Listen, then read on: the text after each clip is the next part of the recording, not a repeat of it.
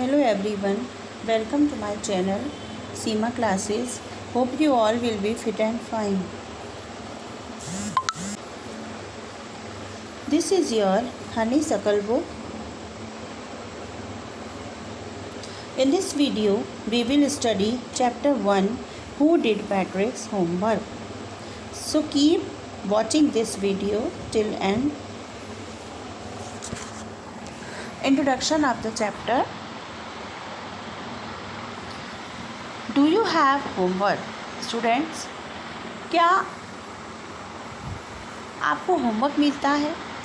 Do you deed your self? क्या आप उसे खुद करते हैं, स्वयं करते हैं? और डू यू गेट हेल्प, या फिर आप किसी की हेल्प लेते हैं? What homework do you usually have? कौन सा होमवर्क मोस्टली आपको मिलता है? किस तरह का होमवर्क मिलता है आपको? Let's start the chapter. Who did पैट्रिक्स homework? Patrick never did homework. Too worried, he said. Patrick ने अपना होमवर्क कभी नहीं किया था. उसका कहना था कि उसे होमवर्क जो है वो बहुत बोरिंग लगता है. He played hockey and basketball and Nintendo instead. Homework करने के बजाय, होमवर्क करने के बदले वो क्या करता था? हॉकी खेलता था, बास्केटबॉल खेलता था और निंटेंडो खेलता था. What is Nintendo? Nintendo is a video game.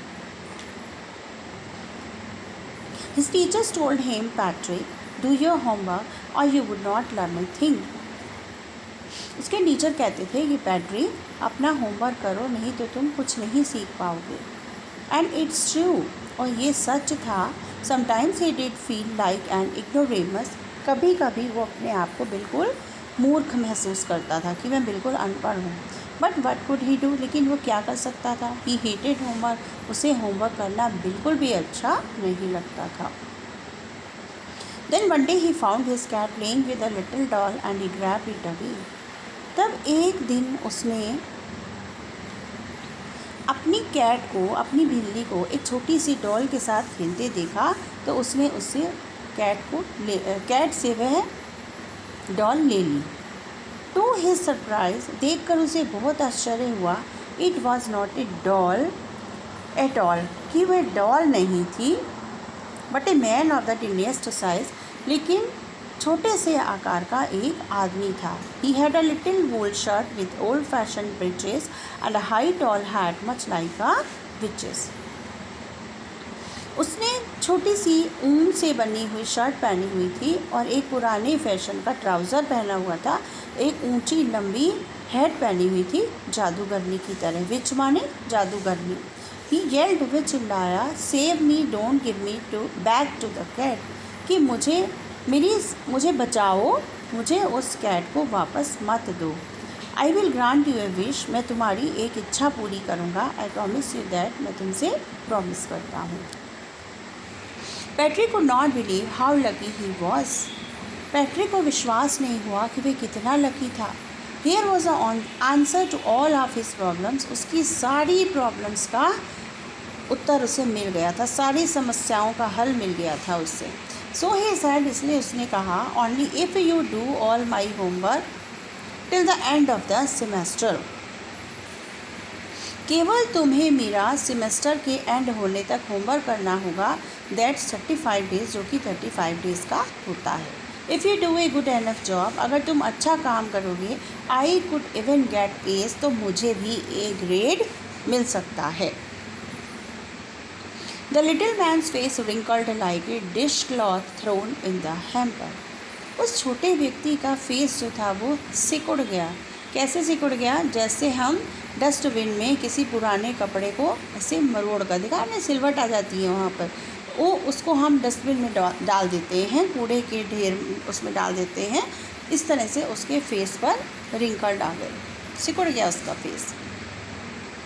He kicked his legs, उसने अपने पैरों को ज़ोर से ज़मीन पर मारा. डबल्ड हिज फिस्ट, उसने अपने मुट्ठी बना ली हाथों की. And he grimaced and scowled and pursed his lips, और गुस्से से उसका फेस जो था वो अजीब तरह का हो गया और उसने अपने लिप्स जो थे वो दबा लिए. देखा होगा आपने, जब किसी को बहुत ज़्यादा गुस्सा आता है तो वो अपने होंठ जो है वो, लिप्स जो है वो भींच लेता है। ओ एम आई कर्स्ड, अरे क्या मुझे श्राप लगा है, but I will do it, लेकिन मैं करूँगा। And true to his word, और अपने प्रॉमिस के अकॉर्डिंग, अपने वचनों के अनुसार, that little elf began to do Patrick's homework, उस छोटे आदमी ने पैट्रिक का होमवर्क करना स्टार्ट कर दिया।